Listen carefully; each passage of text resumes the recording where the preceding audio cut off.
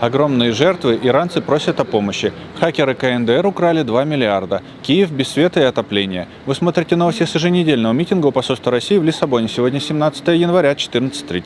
14 января правозащитная организация Iran Human Rights сообщила, что за 18 дней антиправительственных протестов в Иране погибли по меньшей мере 3428 протестующих и были арестованы более 10 тысяч человек.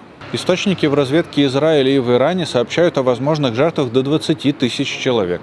Также сообщают о том, что стреляли в поднявших руки протестующих и о случаях убийства раненых. Иранцы по всему миру просят предоставить продемократическому восстанию помощь, включая военную.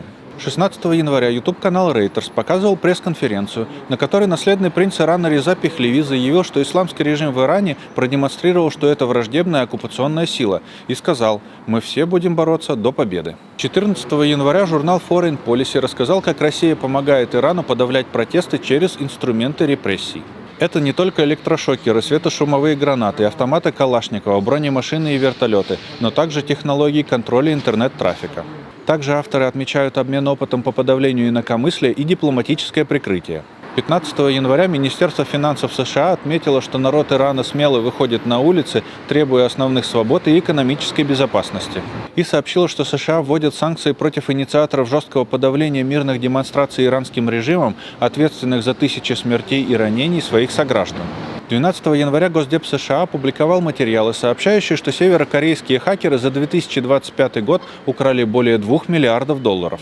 Эта деятельность приносит доход для незаконных программ КНДР по созданию оружия массового уничтожения и баллистических ракет. 15 января вышло совместное заявление правозащитного сообщества Беларуси, в котором сообщается, что правозащитники узнали, что еще 14 человек были арестованы и приговорены к тюремному заключению за сотрудничество с экстремистскими группами, к которым относят критиков власти и СМИ. 16 января в интервью новостному агентству Reuters мэр Киева Виталий Кличко сообщил, что после атак российской армии на инфраструктуру у города осталась лишь половина необходимой мощности электроэнергии. Большая часть города была без отопления, а ночные температуры на этой неделе упали до минус 17 градусов. Сбор Energy for Life на портативной электростанции для больниц и школ Украины продолжается. 29 декабря Ассоциация свободных россиян Испании сообщала, что на ваши пожертвования была оплачена очередная партия генераторов. Россия не их собственность. Если вы хотите, чтобы изменения в России произошли, делайте свой вклад.